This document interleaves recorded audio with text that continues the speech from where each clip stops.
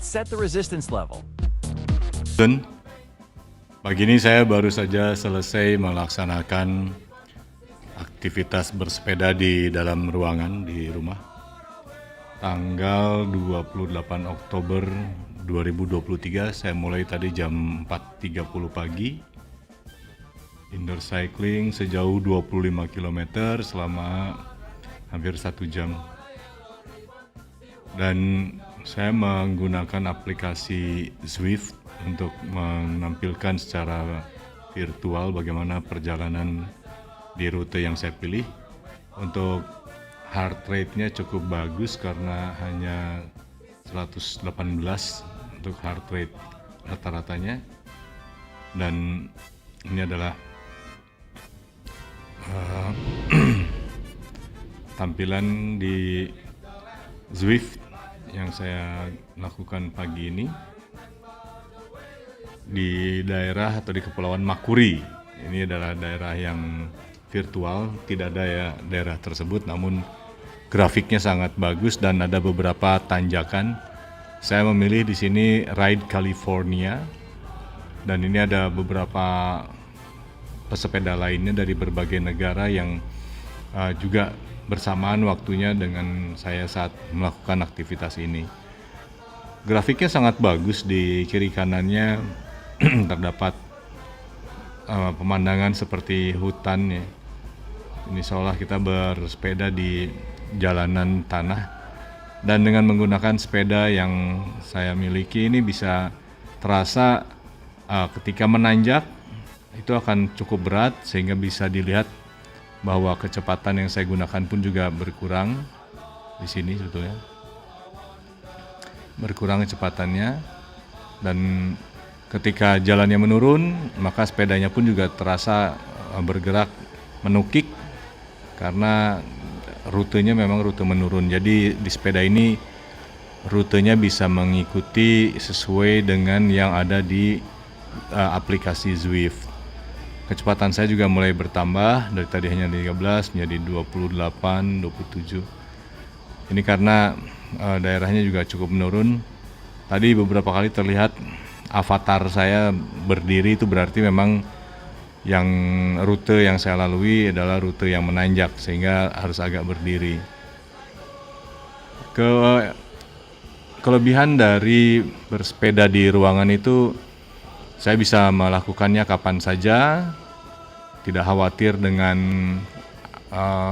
kepadatan lalu lintas, polusi, maupun juga sering ada pengendara kendaraan bermotor yang tidak hati-hati karena mereka mengantuk ya, apalagi di pagi hari kan penerangan juga masih kurang. Dan bagi sebagian pengendara kendaraan bermotor yang mereka mungkin sehabis melakukan aktivitas malam hari kurang tidur sehingga tidak konsentrasi menghadapi situasi di jalan, dan itu sangat membahayakan bagi para pengendara lainnya.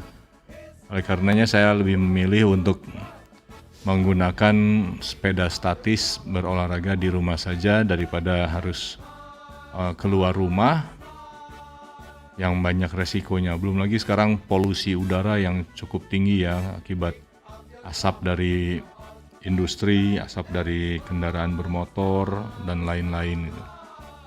Dan ini bisa menimbulkan berbagai resiko penyakit, terutama kepada saluran pernafasan kita. Dengan menggunakan aplikasi Zwift ini, kita bisa berada seolah-olah di luar ruangan dengan melihat kepada grafik pemandangan yang ada di sekeliling kita. Dan untuk mendapatkan tampilan yang bagus, besar pemandangannya, saya menggunakan iPad Pro. Jadi tampilannya menjadi lebih luas gitu dan enak dilihat, seolah-olah kita benar-benar berada di dalamnya. Apalagi di aplikasi ini juga ditunjukkan berapa kecepatan kita, berapa jarak kita terhadap pengguna lainnya. Bahkan sebenarnya di sini ada juga disediakan Robo Rider.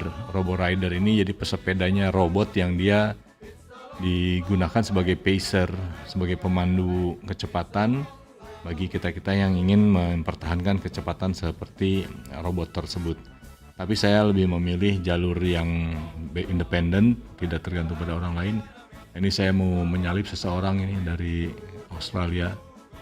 Dia ada di depan saya, kemudian juga dari Amerika. Nah, ini si Ten sudah saya salip. Ada di depan satu lagi, mudah-mudahan bisa saya salip juga nih. Ya, dia dari negara mana ini? Di sini bisa kita lihat beberapa orang. Oda Fernandez itu dari Amerika Serikat yang ditunjukkan dengan tanda panah di sini. Nah ini, ya. Jadi saya berusaha untuk menjaga agar kecepatannya stabil. Karena lumayan juga dengan rute yang di California ini beberapa kali ada tanjakan sehingga saya harus memacunya dengan agak kencang. Ya, ini saya sekarang mau mendekati dari pesepeda lainnya. Fernandez sudah saya lewati. Kemudian di depan masih ada satu lagi dari Australia kelihatannya. Jadi ini juga cukup menyenangkan karena saya bisa seolah-olah melewati mereka ya dengan menambah kecepatan, dan juga enaknya di sini aman. Nah, ini ada notifikasi bahwa saya Master Draftman sekarang dapat award, sudah bisa melewati pesepeda lainnya. Ini ada satu orang pesepeda juga yang saya lewati. Dia kelihatan namanya barusan Miguel. Oh, masih ada di depan Miguel ini. Ya. Ini ada dua pilihan, apakah ke Yumezi atau ke Neokyo. Saya rasa saya pilih Neokyo aja lah. Ya, oke. Kita akan ke Neokyo untuk melihat. Dan enaknya di sini sudah disediakan juga rutenya. Ya, kita milih kiri atau kanan dengan pilihan tadi menentukannya di bawah.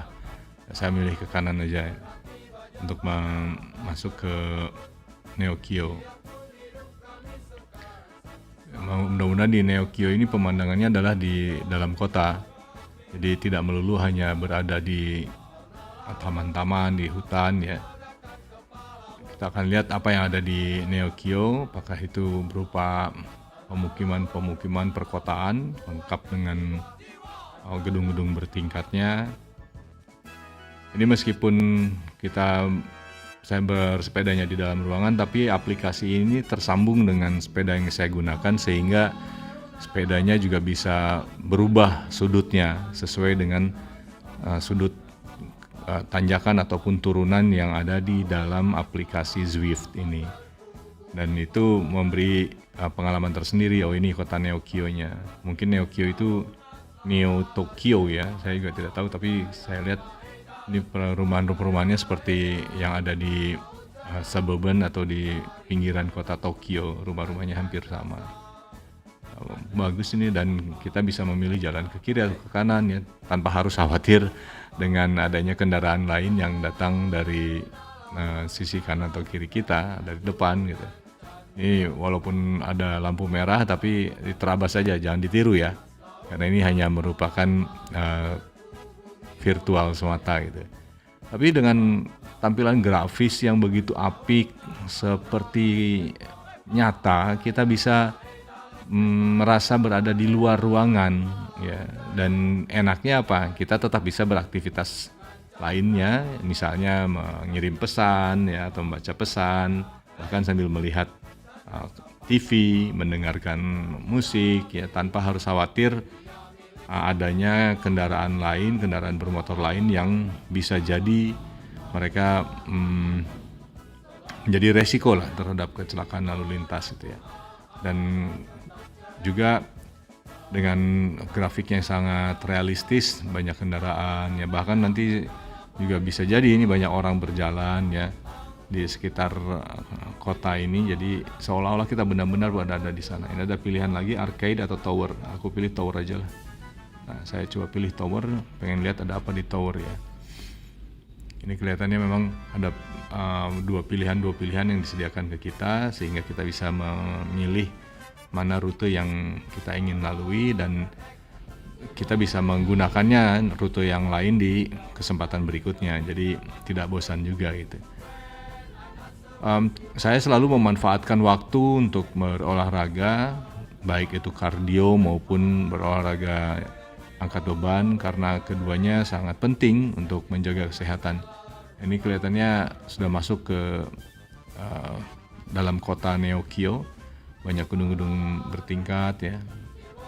Dan ini kelihatannya saya melewatinya kan masih jam 4 pagi, jadi orang-orang pun juga belum banyak yang berangkat bekerja. Tuh ada beberapa orang yang berdiri di pinggir jalan maupun berjalan. Ini sungguh seperti realistis di kenyataan yang kita bisa temui di jalan ya setiap harinya. Dan kelebihannya adalah kita tidak perlu khawatir dengan lalu lintas yang ada di jalanan, jadi kita bisa dengan leluasa bergerak. Ini mau ke pusat kota atau mau ke tower, saya tetap mau ke tower aja kayaknya nih. Kita lihat apa yang ada di tower ya, pilihannya. Mudah-mudahan di tower kita bisa lihat towernya Neokio itu. Nah, ini saya memilih jalan ke tower saja. Yang dilewati masih berupa pertokoan-pertokoan dan kemudian juga banyak persimpangan-persimpangan ya, di sepanjang yang saya lalui tanpa saya harus khawatir dengan adanya pengendara lain yang melalui persimpangan tersebut. Juga dengan bersepeda di rumah itu saya bisa melakukannya kapan saja ada kesempatan, sehingga kita bisa leluasa untuk terus berolahraga tanpa harus menjadwalkan tersendiri ya, karena cukup repot juga kalau harus berkendara di luar itu di tengah kesibukan pekerjaan kita. Jadi setiap kali ada kesempatan saya bisa langsung menggunakan waktu tersebut untuk beraktivitas olahraga. Di olahraga di aktivitas bersepeda kali ini saya menggunakan waktu sampai sekitar 50 menit. Nah, ini pemandangannya di Neokio. Nanti kita akan lihat di menit-menit terakhir seperti apa ya pemandangan lainnya. Coba kita percepat aja. Nah, ini sudah masuk ke tempat di mana saya bertemu dengan beberapa pesepeda lainnya. Saya akan tambah kecepatan biar mengikuti mereka. Nah, ini yang saya maksud si pacernya. Pacernya ini dia sebenarnya robot itu ya, yang dibuat oleh komputer. Meskipun ada juga ya. Nah, ini yang robotnya ini yang warna hijau ini ya, dia ada di belakang saya ya. Robotnya adalah ini dia ini menjadi pacer yang mau terus mempertahankan kecepatan. Ada pilihan apakah akan mengikuti robot pacer atau bergerak ke harbor, ke pelabuhan. Saya memilih bergerak ke harbor aja. Saya ingin melihat bagaimana situasi di pelabuhannya California ini. Mudah-mudahan bisa banyak lihat laut ya. Saya senang melihat laut ya, di pemandangan yang ada. Kita percepat aja seperti apa. Oh ini ya betul, banyak pinggirnya ada laut dan ada air terjun juga ya. Ini saya sudah menit ke 30 tadi bersepeda dan lumayan kecepatannya juga masih bisa saya pertahankan di kecepatan 34. Ini tinggal 8 km sisanya. Kanan kiri pemandangannya cukup bagus karena ada gunung ya, ada tebing-tebing, ada air ya, seperti ini laut. Kita percepat lagi tampilan berikutnya seperti apa. Nah, ini di jalanan yang seperti tanah itu, berarti di alam ini. Saya berada di tengah alam ya, merasakan. Nah, ini saya berdiri karena memang kayaknya tanjakan ini tadi terasa cukup berat, jadi harus menggenjotnya lebih kencang dan bisa terlihat bahwa kecepatan saya juga menurun, jadi hanya tinggal 23 yang semula saya pertahankan di 30. Ini 5 km terakhir lumayan. Saya pikir tadinya di 5 km terakhir bakal banyak turunan, ternyata lebih banyak tanjakan ya. Nah, ini tinggal 3 km lagi. Saya mulai bisa sprint di sini dan di situ disebutkan Shisa Sprint. Di sebelah kiri ini ditunjukkan Shisa Sprint dan berapa detik orang-orang itu pesepeda lainnya bisa menggunakan waktu untuk sprint. Saya 29 detik, sementara yang lain banyak yang 20 detik. Jadi saya 9 detik lebih lambat. Di sini saya urutannya sekitar urutan ke-30 ya. Nah, untuk pemula lumayan lah. Karena saya biasanya berlari tidak bersepeda gitu ya. Tinggal 3 km. Kita lihat bagaimana di kilometer terakhir, tinggal 1 kilometernya. Waktu saya sudah 45 menit bersepeda dan jarak yang saya tembus sudah 23,6 km. Kecepatan yang saya gunakan kecepatan 49 km per jam. Masih banyak juga pesepeda-pesepeda lainnya di sini, nama-namanya bisa dilihat. Berikut asal negara yang ditunjukkan dari benderanya. Ini tinggal sebentar lagi saya bersepeda ini. Ya, mungkin tinggal 1-2 menit lagi. Kita percepat aja. Ini kurang dari 1 kilometer. Sudah mendekati ke garis finish. Jarak juga 24,6 km dan